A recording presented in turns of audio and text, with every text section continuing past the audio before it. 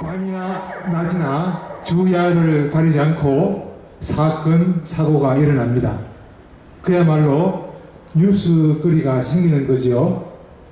뉴스라는 외래는 동서남북을 뜻하는 영어 머리 글자에서 유래했다고 합니다.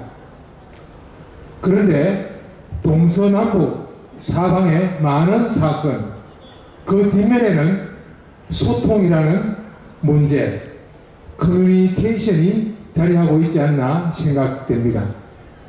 아시겠지만 청와대 조직에 국민소통 수석 비서관이라는 직제가 있는데요. 아마도 이 소통이라는 것이 그만큼 우리 생활에 중요한가를 말해주는 것 같습니다. 거의 2년 전쯤으로 기억하고 있습니다. 남쪽 지방에서 벌어진 일인데요. 고층 아파트 외벽 공사를 하던 인부가 추락, 사망하는 사고가 일어났습니다. 사고 당시에 인부는 밧줄에 의지해서 작업을 하고 있었고요. 밧줄에는 아무런 문제가 없었다고 합니다. 그래서 작업 중에 단순 사고로 처음에는 알려졌습니다. 그러나 사실은 그게 아니었습니다. 경찰 조사에 따르면 그 아파트에 사는 주민이 밧줄을 끄는 것으로 드러났습니다. 매우 충격적이었습니다. 아파트 단장을 위해서 몇 년마다 한 번씩 새로 색칠을 하지 않습니까? 제가 사는 아파트에도 작년에 색을 새롭게 입히는 도장 공사가 시행되었습니다. 인부들 작업하는 모습을 가까이서 볼 수 있었는데요.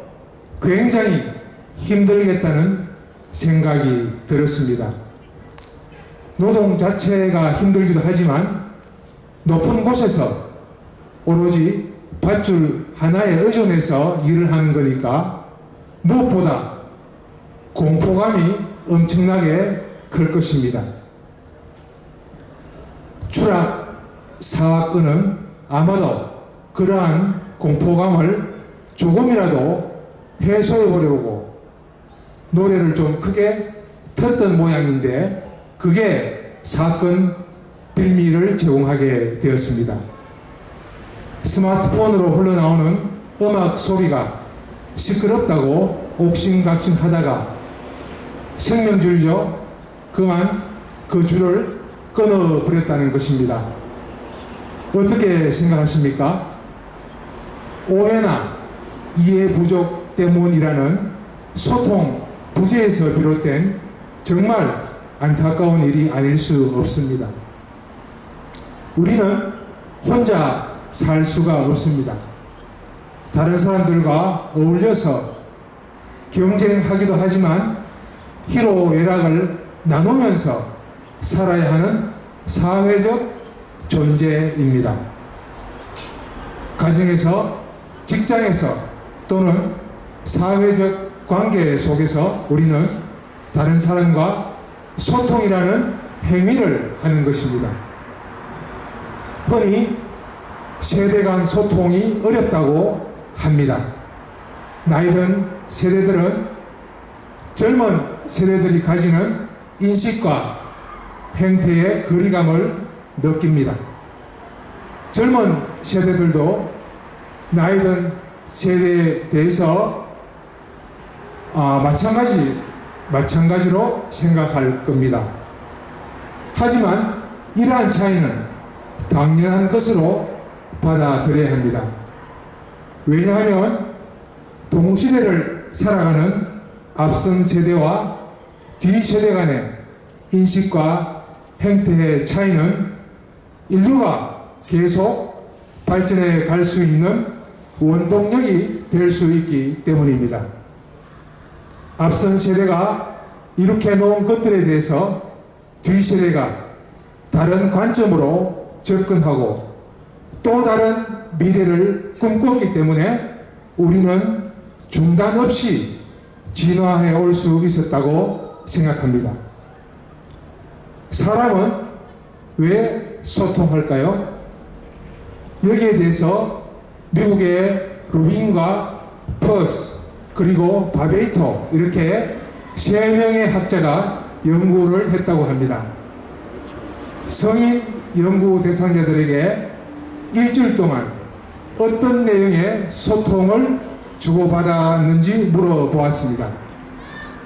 그 결과 말하는 이유는 모두 800만 가지였습니다.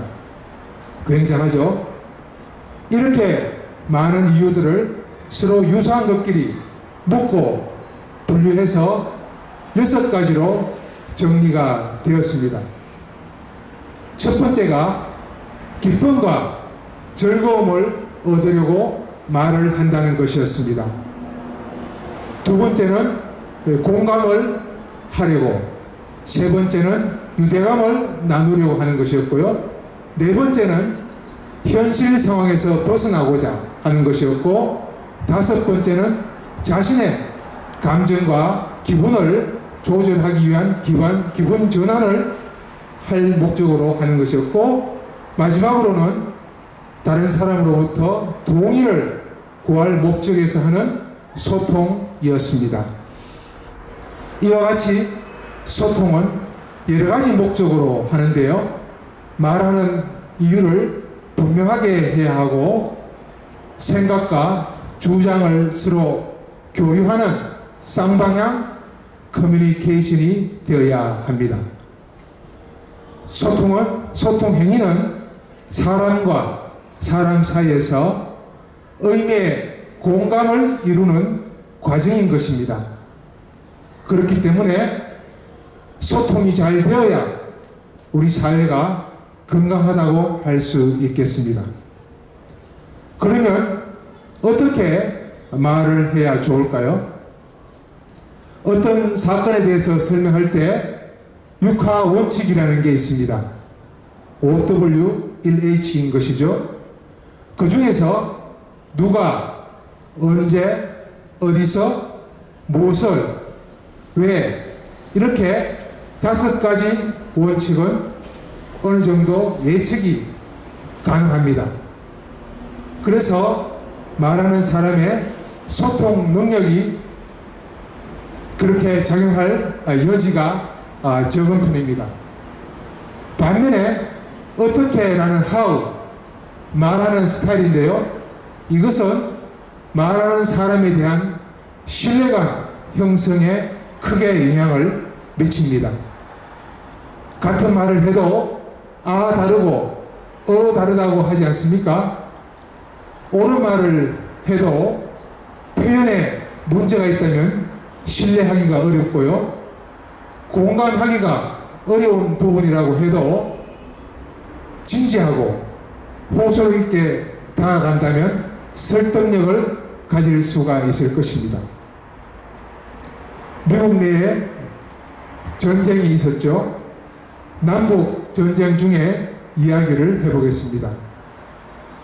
많은 사상자를 냈던 게티즈버그 전투가 1863년 7월 1일 벌어졌습니다. 이때 남군 사령관 로버트 리 장군은 폭풍우가 몰려오자 남쪽으로 후퇴하기 시작했습니다. 포토맥 강을 건너야 했습니다. 그러나 강물이 불어서 건널 수가 없었습니다. 리 장군 뒤에는 승승장구하던 북군이 바짝 추격해 오고 있었습니다. 남군은 궁지에 몰렸고 탈출할 곳이 없었습니다.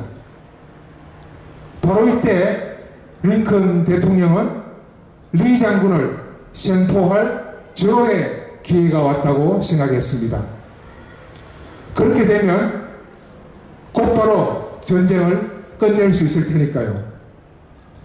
링컨은 북군 사령관 조지 미드 장군에게 즉각 공격하라고 명령했습니다.